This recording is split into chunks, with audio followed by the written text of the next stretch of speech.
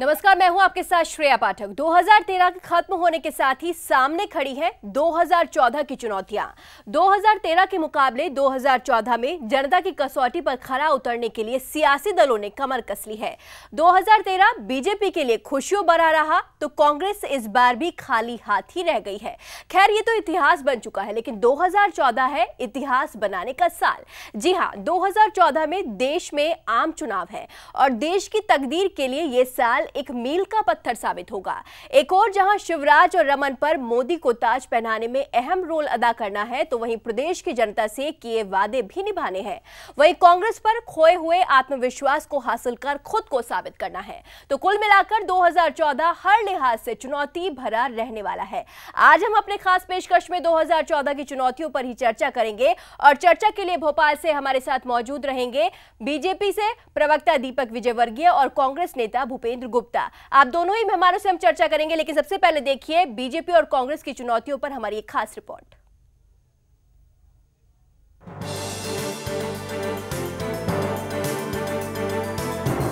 दो 2013 में मध्य प्रदेश ने कई उतार चढ़ाव देखे। विधानसभा चुनाव में बीजेपी ने बाजी मारकर 2013 का सबसे बड़ा धमाका किया। नरेंद्र सिंह तोमर और शिवराज की हिट जोड़ी एक बार फिर सुपर हिट साबित हुई।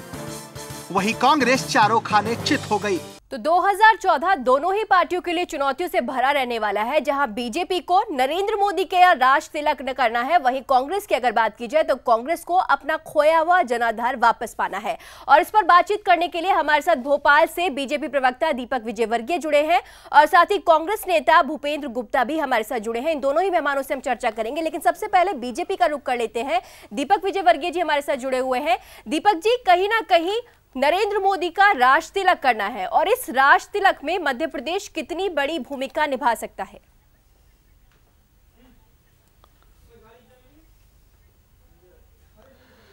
देखिए, हाल में जो चुनाव हुए हैं जी, उसमें 4 राज्यों की 73 सीटों में से करीब 65 लोकसभा क्षेत्रों में भाजपा को बढ़त मिली है जी। और भारतीय जनता पार्टी की कोशिश होगी कि अगले लोकसभा चुनाव में पूरे बहुमत के साथ भारतीय जनता पार्टी अपने अकेले की दम पर 272 का आंकड़ा पार करे। और उसमें जो मध्य प्रदेश का कंट्रीब्यूशन होना है, तो मध्य प्रदेश की कोशिश ये रहेगी कि हम सारी 29 सीटें मध्य प्रदेश की वो भारतीय जनता पार्टी के केंद्रीय नेतृत्व को दें। उसके लिए हमने तैयारियां शुरू कर दी हैं जी। और भूपेंद्र जी, जिस तरह से देखा जाए लोकसभा चुनाव सर पर हैं और आपके लिए अपनी पार्टी को वापस फॉर्म में लाने के लिए एक और मौका है। क्या कुछ लगता है आप किस तरह की तैयारियों के साथ जनता के बीच आएंगे इस मौके को एनकैश करने के लिए?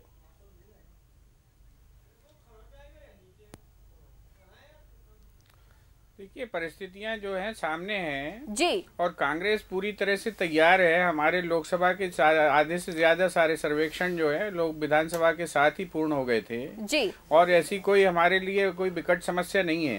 मध्य प्रदेश में जो चुनाव के परिणाम आए हैं, लेकिन भूपेंद्र जी, इससे ज्यादा विकट और क्या कुछ हो सकता है? ना तो आपने अभी तक नेता प्रतिपक्ष का चुनाव किया है, ना ही वो एक स्फूर्ति नजर आ रही है आपकी पार्टी में। इससे ज्यादा विकट आप और किसे कहेंगे?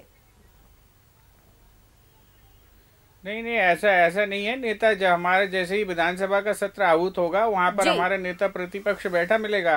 पार्टी में सारे स्तर पर चर्चाएं होती हैं, कई निर्णय हमारे पेंडिंग हैं। हमारे अध्यक्ष जी का भी फैसला होना है, हमें जो है उपाध्यक्ष का भी फैसला करना है और ये सारे के सारे प्रोसेस में है। जो आज हमारे सामने चुनौती है उसमें हम जो है योग्यतम लोगों के साथ ही जो है एनर्जाइज कर सकते हैं पार्टी को और उसी के लिए प्रयास किया जा रहा है। इसमें जो विधायक दल की बैठक के साथ ही विधायकों की जो आम राय आएगी उसी को जो है हाईकमान के सामने रखा जाएगा और घोषणा हो जाएगी उसकी।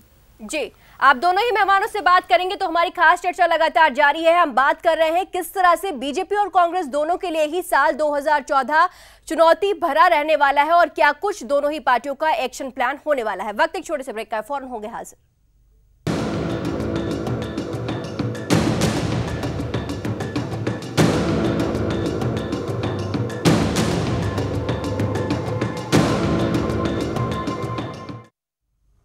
ब्रेक के बाद स्वागत है आप सभी का। 2013 खत्म होने को है और 2014 सियासत के लिहाज से कितना चुनौतीपूर्ण रहने वाला है बीजेपी और कांग्रेस के लिए, इस पर बातचीत करने के लिए हमारे साथ 2 विशेष मेहमान जुड़े हुए हैं। दीपक जी, अगर मैं आपसे जानना चाहूं तो आप 2014 में किसे सबसे बड़ी चुनौती मानते हैं?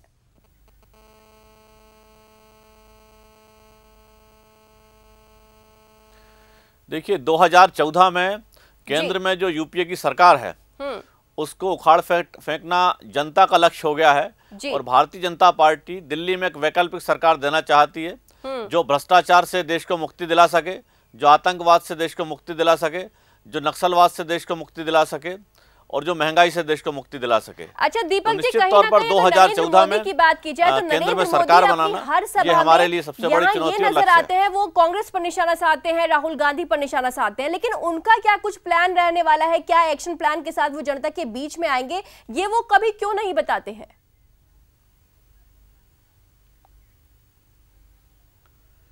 नहीं, नरेंद्र मोदी जी समय समय पर बताते रहे हैं कि देश के सामने जो चुनौतियां हैं, जैसा मैंने पहले कहा, जैसे सीमा की चुनौतियां हैं, पाकिस्तान के सैनिक आते हैं और सिर काट के ले जाते हैं, चीन के सैनिक आते हैं और पिकनिक बना के भारतीय सीमा में चले जाते हैं। इसी तरह नक्सलवाद की समस्या लगातार बढ़ रही है। 2004 में जब यूपीए की सरकार बनी, देश के 102 जिलों में नक्सलवाद था, आज 260 जिलों में नक्सलवाद फैल चुका है। की बात की जाए, मध्य प्रदेश की राजनीति की बात कर रहे हैं मोदी जी ने अपने भाषणों में किया है। जी, मध्य प्रदेश के संदर्भ में बात की जाए तो मध्य प्रदेश पिछले 10 वर्षों से लगातार विकास के रास्ते पर चल रहा है, सुशासन के रास्ते पर चल रहा है और उसे और आगे ले जाना, यही भारतीय जनता पार्टी का लक्ष्य है। अपने जो मैनिफेस्टो है 2013 से 18 के लिए, उसमें हमने जिक्र किया है कि सड़कों को हमने विस्तारित करना है, सिंचाई सुविधाओं का विस्तार करना है और इन सारी बातों के बीच में मध्य प्रदेश को एक बड़ी आर्थिक शक्ति बनाने के लिए हमको प्रयास करना है। जी भूपेंद्र जी, यहां से मैं आपसे जानना चाहूंगी, 230 सीटों पर तो आप ज्यादा कुछ कमाल दिखा नहीं पाए, लेकिन लोकसभा की जो सीटें हैं उस पर किस रणनीति के साथ जनता के बीच आने की तैयारी है आपकी?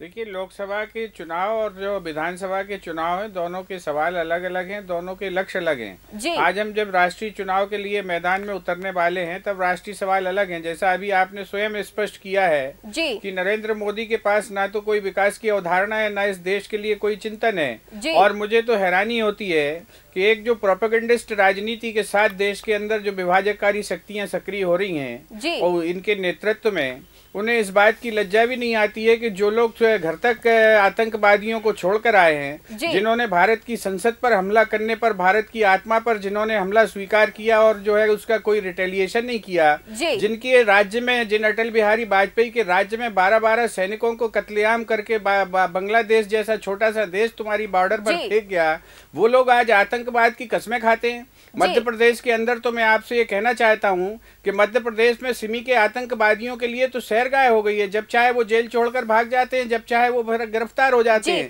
तो क्या भूपेंद्र जी आपको नहीं लगता ये तमाम मुद्दे हैं मध्य प्रदेश के, इनको बतौर विपक्ष आप भी ज्यादा कामयाब नहीं हो पाते उठाने में? 26 जनवरी की माफी में उनको छोड़ दिया। ये जो है, ये जो दोहरापन है, ये जो पाखंड है राजनीति का, कि जो चीजों में स्वयं असफल हैं उन चीजों के लिए जो है चिल्ला चिल्ला कर कह के देश को गुमराह करने की एक जो भ्रामक राजनीति नरेंद्र मोदी के माध्यम से इस देश में चल रही है, वो बहुत सफल होने वाली नहीं है। जो निर्माण की राजनीति है, देश को बनाने की राजनीति है, अंततः वो राजनीति सफल होगी। आज भले ये प्रतीत हो रहा हो मीडिया के माध्यम से और ये जो चौतरफा प्रोपेगेंडिस्ट ताकतों के माध्यम से कि कांग्रेस कमजोर पड़ रही है, लेकिन जो है वो स्थिति वैसी नहीं है। आज आपसे मैं पूछता हूं, भ्रष्टाचार की बात की जाती है, कौन भारतीय जनता पार्टी के किसी नेता के अंदर इतनी शर्म बाकी है कि भ्रष्टाचार में सजा पाएगा हुआ बाबूलाल जुखारिया उसकी नरेंद्र मोदी की कैबिनेट में आज मंत्री बना बैठा है, 3 साल की उसको सजा हो गई है। क्या नैतिकता दीपक जी आपसे जवाब लेना चाहूंगी मैं इस बात का। जो कांग्रेस के लिए जिस पैमाना होगा वही पैमाना भारतीय जनता पार्टी के लिए होना चाहिए। ये सवाल अभी जिंदा है और चुनाव इन्हीं माध्यमों पर लड़ा जाएगा।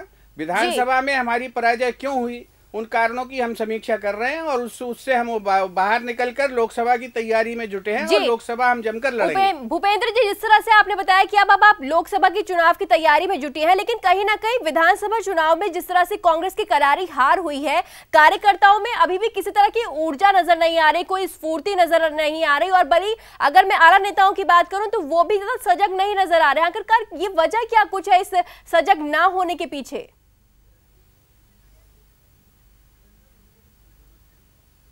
इसकी कोई वजह नहीं है, कार्यकर्ता मुकाम पर लग चुका है। जैसा मैंने आपसे कहा कि हमारे आधे सर्वेक्षण जो है लोकसभा विधानसभा के समय ही लोकसभा के लिए पूर्ति हो चुकी थी। हमारे हर जिले के अंदर हर लोकसभा सीट पर हमारा इलेक्टेड लोकसभा अध्यक्ष है यूथ कांग्रेस का भी और हमारा NSUI का भी, और हमारी पार्टी जो है उसी स्ट्रक्चर पर काम कर रही है लगातार। हम जो है जब सामने आएंगे और जिन सवालों को लेकर मध्य प्रदेश में आज मैं आपसे स्थिति बयान करूं कि हम भले आज विधानसभा में असफल हो गए, लेकिन ये बात आज सर्वज्ञात है। आज प्रदेश का एक एक बच्चा जान रहा है कि 1 करोड़ छात्रों के साथ किस तरह से खिलवाड़ इस सरकार ने की है। मार्कशीटें बेचने लग गई ये सरकार जो है ओपन स्कूल की मार्कशीटें फर्जी बनाने लग गई। ये सरकार जो है सरेआम फर्जी डॉक्टर बनाने लग गई, उनको पोस्ट ग्रेजुएशन करवाने लग गई। एक निर्दोष नागरिकों का जीवन जो है फर्जी और मुन्ना भाई डॉक्टरों के हाथ में छोड़ देने वाली ये सरकार को जो है इस चुनाव में फिर जवाब देना है, और उस जवाब को हम जनता के बीच में जाकर खड़े हो रहे हैं। जवाब यहाँ पर दीपक विजयवर्गीय जी को भी देना पड़ेगा जनता को, क्योंकि जिस तरह से मध्य प्रदेश सरकार घोटालों से घिरी हुई सरकार मानी जा रही है, फिर चाहे वो व्यापम घोटाला हो, PMT फर्जीवाड़ा हो। दीपक जी, क्या कुछ लगता है, क्या इन घोटालों की साख वाकई में आपकी साख बचा पाएगी?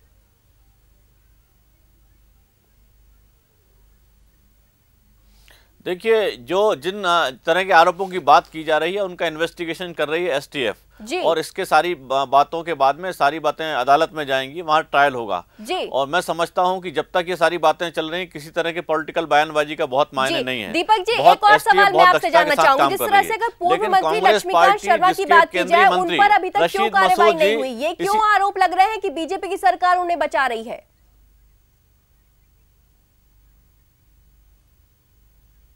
नहीं, कोई किसी को नहीं बचा रहा है, कोई किसी को नहीं बचा रहा है, लेकिन कांग्रेस के झूठे और आधारहीन आरोपों के आधार पर भी कोई कार्रवाई नहीं हो सकती है।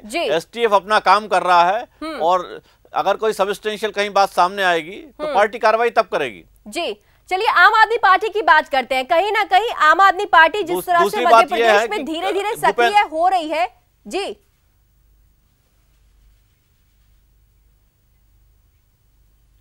नहीं, मेरा ये कहना है कि भूपेंद्र गुप्ता जी तमाम बातें कर रहे हैं कि केंद्र की हमारी तैयारी है, लोकसभा की हमारी तैयारी है, और राज्य के मुद्दे अलग है, केंद्र के मुद्दे अलग हैं। लेकिन 4 राज्यों में हार जाने के बाद जो पहली प्रतिक्रिया कांग्रेस पार्टी की अध्यक्ष सोनिया गांधी जी की तरफ से आई थी, उसमें उन्होंने खुद ने स्वीकार किया था कि 2 बातें। पहली तो महंगाई, 10 सालों में लगातार केंद्र की सरकार की नाकामी की वजह से महंगाई बढ़ी है, जनता ऐसा मानती है। और दूसरी बात, क्रेडिबल नेतृत्व, कि हम प्रधानमंत्री के रूप में क्रेडिबल नेतृत्व देने की कोशिश करेंगे, नया नाम देने की कोशिश करेंगे। जाहिर है दोनों बातों कांग्रेस भी जानती है, और दोनों केंद्रीय मुद्दे हैं, महंगाई और नाकाम प्रधानमंत्री। अब उसके बाद कितनी लीपापोती करें भूपेंद्र गुप्ता जी या कांग्रेस पार्टी के तमाम नेता, जनता उनको खारिज करने के लिए तैयार बैठी है। विधानसभा चुनाव के नतीजों से आप खुश हो रहे हैं, तो आपने पाया क्या है? मध्य प्रदेश पहले से ही बीजेपी के हाथ में था, छत्तीसगढ़ भी बीजेपी के हाथ में था, और राजस्थान की बात की जाए तो राजस्थान में एक बार कांग्रेस और एक बार बीजेपी आती है। तो इसमें आपने क्या खोया और आपने क्या पाया?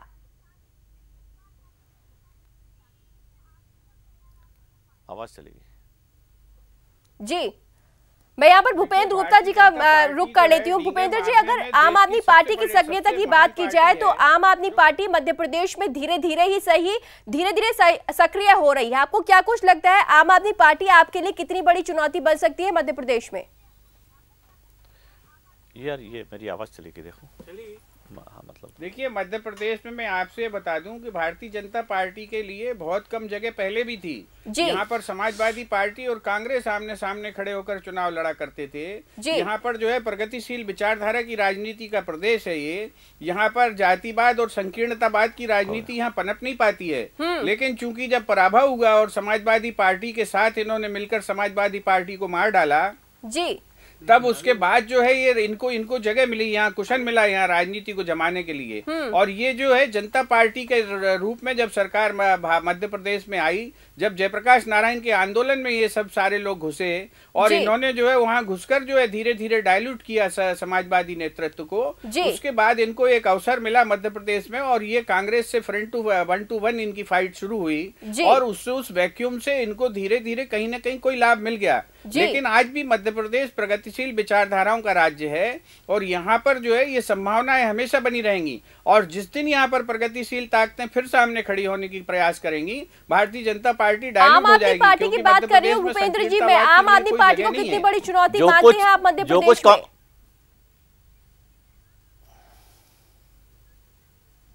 देखिए, मध्य प्रदेश में अभी फिलहाल वो कोई चुनौती नहीं है, लेकिन जिस तरह की भूपेंद्र राजनीति जी शायद आप वही गलती दोहरा रहे हैं जो कि दिल्ली में दोहराई थी। वो बात कर रहे हैं, वो भारतीय राजनीति में निश्चित रूप से चर्चित बातें हैं और विचारणीय प्रश्न है। वो सभी राजनीतिक दलों को इन प्रश्नों पर विचार करना पड़ेगा। हम भी विचार करते हैं और हम अपने आप में सुधारात्मक कार्रवाई कर रहे हैं। जी दीपक जी, आप आम आदमी पार्टी को कितनी बड़ी चुनौती मानते हैं, या फिर आप कांग्रेस की तरह ही कहेंगे कि हमारे लिए वो कोई चुनौती नहीं है?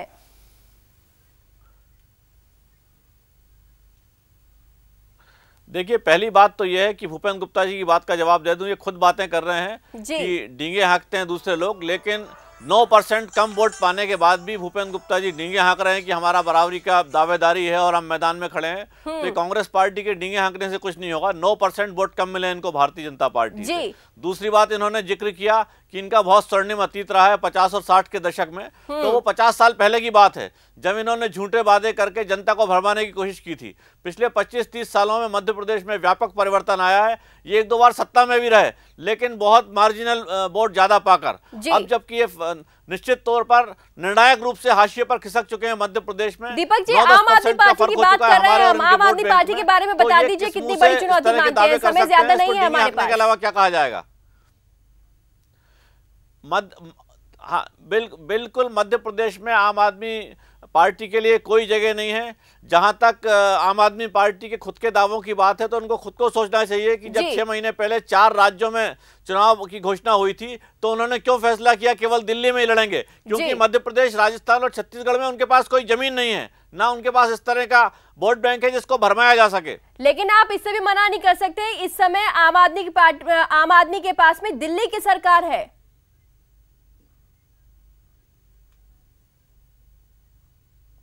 देखिए, दिल्ली की सरकार है, इसको सारा देश देख रहा है, लेकिन इस तरह के प्रयोग बहुत जल्दी किस तरह से असफल हो जाते हैं। असम गण परिषद के मामले में देखा लोगों ने, एनटी रामाराव भी एक राज्य में बहुत तेजी के साथ आए थे और कुछ महीनों बाद किस तरह पराभव हुआ है ये भी देश ने देखा है। मैं समझता हूं देश की जनता और दिल्ली की जनता बहुत जल्दी देख लेगी कि आम आदमी पार्टी, जिसमें कोई विजन नहीं है, जिसके पास देश के लंबे भविष्य की कोई योजना नहीं है और आज भी उनके पास कोई स्ट्रेंथ नहीं है, बहुत जल्दी वो सड़कों पे आने वाली है। जी भूपेंद्र जी, बहुत ही छोटा सा जवाब मैं आपसे भी लेना चाहूंगी। आप मुझे ये बता दीजिए, जिस तरह से ज्योतिरादित्य सिंधिया तो अब एक हारे हुए घोड़े हो चुके हैं कांग्रेस के लिए, अब अगला प्रदेश अध्यक्ष कौन होगा और उसके चुनाव में इतनी देरी क्यों हो रही है?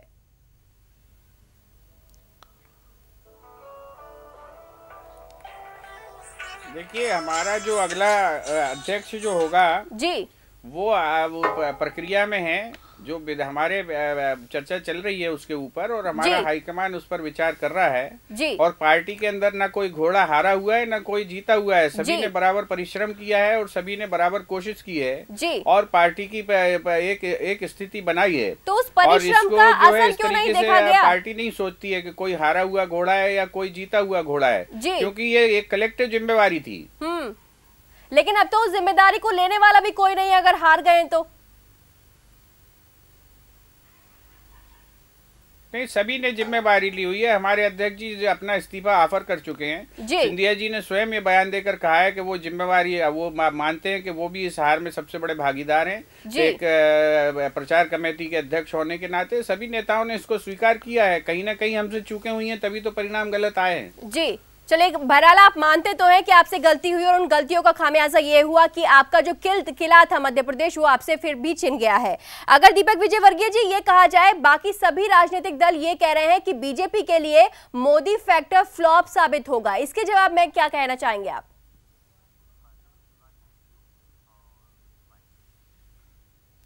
देखिए, जैसा मैंने पहले कहा, हाल में जो चुनाव हुए हैं विधानसभा के, उसमें 73 सीटों में से 65 सीटें भारतीय जनता पार्टी बढ़त लिए हुए है। लगभग 90% सीटों पर भारतीय जनता पार्टी की बढ़त है।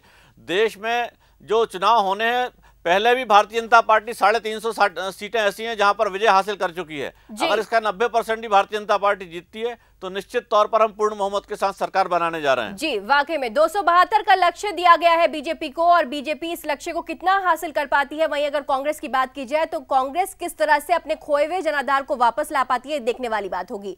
दीपक विजयवर्गीय जी, आप हमारे साथ जुड़े, आपका भी बहुत बहुत शुक्रिया। साथ ही साथ कांग्रेस नेता भूपेंद्र गुप्ता हमारे साथ जुड़े, आप दोनों का ही बहुत बहुत शुक्रिया। तो दर्शकों, आज के हमारे खास कार्यक्रम में फिलहाल के लिए बस इतना ही। दीजिए इजाजत, नमस्कार।